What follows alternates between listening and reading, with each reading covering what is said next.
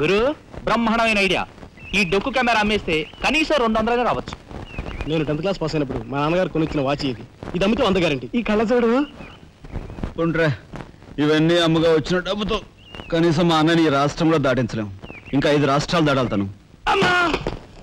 అదేంటి చూడండిరా, 2000కి 1 రూపాయి తక్కువ అయితే కెట్టదురంటే జిడ్డులో పట్టుకుంటారు.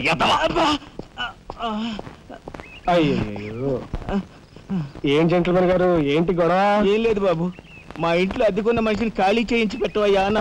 కాస్త రవిడేజం చేసి దానికి 2000 అడిగాడు. కొంచెం తగ్గించుకోవయ్యా అన్నాను. చాచి లంపకాయ కొట్టాడు. ఇదిగో మధ్యపేరం, 1000 రూపాయలు ఇస్తావా? నీ ఇల్లు ఖాళీ చేయించి పెడతాం. 1000 రూపాయల?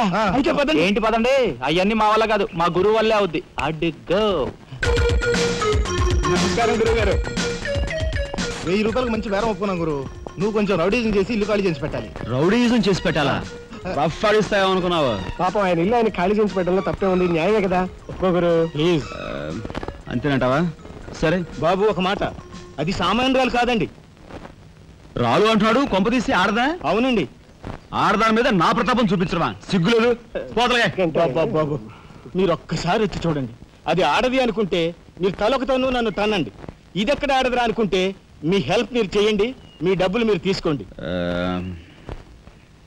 పద.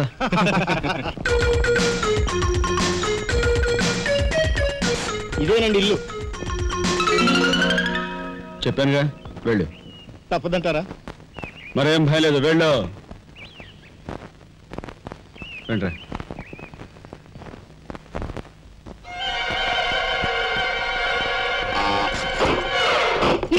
మా ఫ్యామిలీ రోడ్డు మీద ఉందమ్మా. ఈ కన్యాకుమారిలో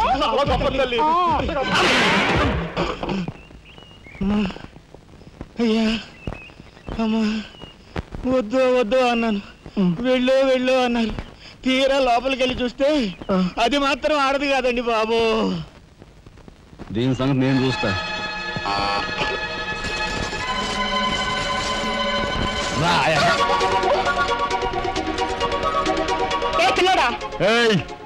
నా చెయ్యి పట్టుకుని బజార్కి లాగేంత మగాడువా నువ్వు? ఎంత ధైర్యం నిన్ను! చేయి చూసావు ఎంత రఫ్ ఉందా? నాతో పెట్టుకోకు, రఫ్ ఆడించేస్తా. నువ్వు నాతో పెట్టుకోకు, నీ పని చెప్తాను. సూరమ్మత, అప్పాయమ్మ, వెంకాయమ్మ, సీతమ్మత పొడుస్తా. పీకు, నీ బోర్డు పీకు. ఈ కత్తి ముయ్. పొడుస్తా. బోర్డు పీకో. కత్తి ముయ్. బోర్డు పీకో. రాయ్, మీరు లోపకెళ్ళంట్రా. దీని తాలూకా ఏది దొరుకుతా తీసి బయటపడండి. హలో మేడం, ఒక్క ఫోటో. Just wait. గొంతు పొడుస్తా. పోదలే పీకో.